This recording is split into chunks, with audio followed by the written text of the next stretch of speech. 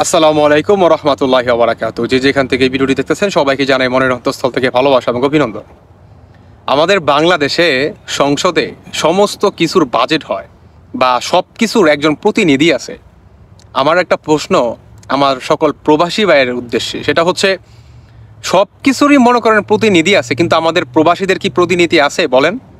যে প্রতিনিধি তিনি নাকি শুধুমাত্র আমাদের প্রবাসীদেরকে নিয়ে কথা বলবে বলেন?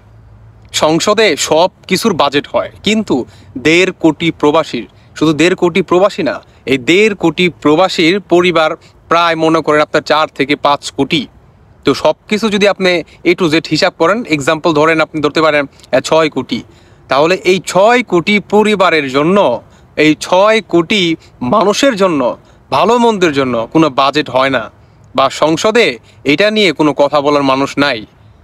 আমার কথা হচ্ছে পার্লামেন্টে সব কিছুর বাজেট হয়, প্রতিটা মানুষ তার জনগণকে নিয়ে কথা বলে, তার এরিয়াকে নিয়ে কথা বলে, তার এরিয়ার এই অমুক ভালো মন্দের জন্য কথা বলে, তুমুক ভালো মন্দের জন্য কথা বলে, হ্যাঁ, এই ধরনের একটা বাজেট আসে, সব কিছুই তারা করে।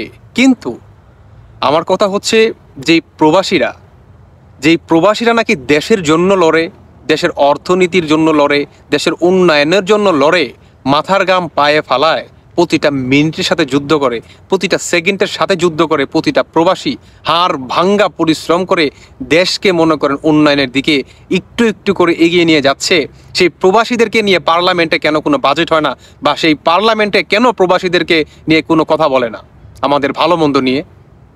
এটা আসলে আমার প্রশ্ন। হ্যাঁ, এটা আসলে অনেক বড় একটা সমস্যা। আজকে আমাদের প্রবাসীদের এত পোড়া কপাল কেন জানেন? কারণ আজকে সংসদে, জাতীয় সংসদে আমাদের কোনো প্রতিনিধি নেই, বা পার্লামেন্টে আমাদের কেউই নেই যে প্রবাসীদেরকে নিয়ে শুধু কথা বলবে। তার ফোকাস থাকবে শুধু একটাই, প্রবাসী। সে প্রবাসী ব্যতীত অন্য কিছু বুঝে না। কিভাবে প্রতিটা প্রবাসীর পরিবারকে ভালোভাবে সুযোগ সুবিধা দেওয়া যায়, কিভাবে সহজভাবে মনে করেন প্রতিটা প্রবাসীর পরিবার যাতে লোন পায়, বা চিকিৎসার ক্ষেত্রে, পড়াশোনার ক্ষেত্রে, বা প্রবাসে থাকা অবস্থায় সে যাতে খুব ভালো একটা সার্ভিস পায়, বা আদার্স মনে করেন অনেক কিছু আছে ভাই। তো এই যে মনে করেন কথাগুলা, বা আরও হাজার হাজার যে মনে করেন যে সমস্যাগুলা, এগুলা নিয়ে কথা বলার মতো কোনো মানুষ আছে? বা আমাদের প্রবাসীদেরকে নিয়ে কোনো বাজেট হয় বলেন? যে প্রবাসীরা নাকি দেশের জন্য আসলে এতটা হাড় ভাঙ্গা, প্রতিটা প্রবাসী মনে করেন আসলে আপনার করে, পরিশ্রম করে। এটা আমার প্রশ্ন, আমার পুরা বাংলাদেশের জাতির কাছে প্রশ্ন, আমার পুরা প্রবাসী ভাইয়ের কাছে আমি প্রশ্নটা রাখলাম। অবশ্যই আপনারা জানিয়ে যাবেন। দেখেন ভাই, আমাদের পার্শ্ববর্তী দেশ যে ভারত থেকে যে কোনো জায়গায় যেতে মাত্র আপনার ৮০ থেকে ৯০ হাজার টাকা লাগে, যে কোনো দেশে মিডল ইস্টের। কিন্তু আমাদের বাংলাদেশ থেকে দেখেন কত টাকা লাগে, ৫ থেকে ৬ লাখ, একদম যদি নাও লাগে। তাহলে আমাদের দেশের মিলিয়ন মিলিয়ন ডলার কিন্তু এভাবে কিন্তু পাচার হয়ে যায়, মানে লোসকানের দিকে কিন্তু চলে যায় ভাই, তাই না? তো এই সমস্যাগুলো বা আদার্স যে আরও যে বড় বড় সমস্যাগুলো আছে, এই যে একটা সিন্ডিকেট, পাটপাড়ে একটা সিন্ডিকেট, হ্যাঁ, এই সিন্ডিকেটটাকে ভাঙার জন্য পার্লামেন্টে কোনো কথা হয় না। তারা এইভাবে কথা বলে না যে পার্শ্ববর্তী দেশ ভারত কিংবা পাকিস্তান কিংবা শ্রীলঙ্কা, তারা যদি মাত্র ৮০ থেকে ৯০ হাজার কিংবা ১ লক্ষ টাকার মাধ্যমে মিডল ইস্টের বিভিন্ন দেশে তারা যদি যেতে পারে, হ্যাঁ, তাহলে আমরা বাংলাদেশিরা কেন পারবো না? এই ধরনের সুযোগ সুবিধা নিয়ে বা আদার্স যে আরও মনে করেন সুযোগ সুবিধা আছে, আমাদের প্রবাসীদের তো কতই সমস্যা হয়, তো আমাদেরকে নিয়ে কেউ কথা বলে না ভাই। আমার এটা প্রশ্ন ভাই, যে প্রবাসীরা নাকি দেশের জন্য, দেশের উন্নয়নের জন্য মানে হাড় ভাঙ্গা পরিশ্রম করে যায় প্রতিটা সেকেন্ডে, প্রতিটা মিনিটের সাথে, সেই প্রবাসীদের নিয়েই জাতীয় সংসদে কোনো প্রতিনিধি নেই, হ্যাঁ, যে প্রবাসীকে নিয়ে কথা বলবে, প্রবাসীর অধিকার নিয়ে কথা বলবে, প্রবাসীদের দুঃখ কষ্ট নিয়ে কথা বলবে। আফসোস, মানে এত বড় একটা গ্যাপ কেমনে সম্ভব ভাই? আমার এটা প্রশ্ন। দেখেন আমাদের বাংলাদেশে এক্সাম্পল, মানুষ হচ্ছে আমরা ১৮ থেকে ২০ কোটি, ধরেন ১৮ কোটি। এই ১৮ কোটি মানুষের ভিতরে আমরা প্রবাসীরা ধরেন ৫ কোটি, মানে তার পরিবারের সহ ১.৫ কোটি প্রবাসী, আরও মনে করেন আপনার ৩.৫ কোটি মানুষ, তাহলে কত হলো? ৫ কোটি। তাহলে এই ৫ কোটি পরিবার যদি আপনি ১৮ কোটি থেকে মনে করেন মাইনাস করেন, থাকে কত? ১৩ কোটি।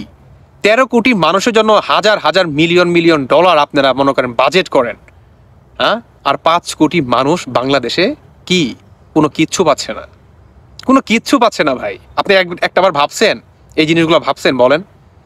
হ্যাঁ, ৫ কোটি মানুষ সরকারি কোনো সুযোগ সুবিধা তো পাচ্ছেই না, উল্টা মনে করেন কিভাবে তাদেরকে দমিয়ে রাখা যায় সেই মনে করেন চেষ্টা করতেছে কিছু বাটপা টাইপের মানুষগুলা। এটা আমার প্রশ্ন। এটা আমি প্রশ্ন রাখবো না ডক্টর মোহাম্মদ ইউনূস স্যারের কাছে, এটা আমি কারো কাছে রাখবো না। এটা সবার আগে রাখবো আমার সকল প্রবাসী ভাইয়ের কাছে এবং রাখবো আমার বাংলাদেশের মানুষদের কাছে। দেখেন ভাই, আপনি রাজনীতি করেন ভালো কথা, কিন্তু আপনি একটাবার চিন্তা করেন, আপনি রাজনীতি করেন, আপনার ভাই কি রাজনীতি করে? আপনার ভাই তো অবশ্যই প্রবাসে আছে। আপনার ভাই না থাক, আপনার আত্মীয় স্বজনের ভিতরে তো কেউ প্রবাসে আছে না? তাহলে আমার এটা প্রশ্ন ভাই, যে প্রবাসীরা নাকি দেশের জন্য এতটা উন্নয়ন করে, তাহলে আমাদের কেন সংসদে প্রতিনিধি থাকবে না? এটা আমার প্রশ্ন। জাতীয় সংসদে আমাদের প্রতিনিধি চাই, যে নাকি আমাদের হয়ে কথা বলবে, শুধু প্রবাসীদের হয়ে কথা বলবে, ঠিক আছে? অন্য কিছু আমরা চাই না। এই আসিফ নজরুল স্যার, তিনি হচ্ছেন একজন আপনার তেলবাজ যাকে বলে, কিভাবে তেল মেরে মনে করেন আপনার এই ভালো একটা পজিশন নেওয়া যায়, তিনি হয়েছে এই ধরনের মানুষ। এই ধরনের তেলবাজ মানুষ আমরা বয়কট করব। আমার নেক্সট ভিডিওতে আমি আসিফ নজরুল স্যারকে নিয়ে খুব ইম্পর্টেন্ট একটি গুরুত্বপূর্ণ একটি তথ্য দেব আপনাদেরকে, আপনারা দেখার জন্য অবশ্যই সাথে থাকবেন।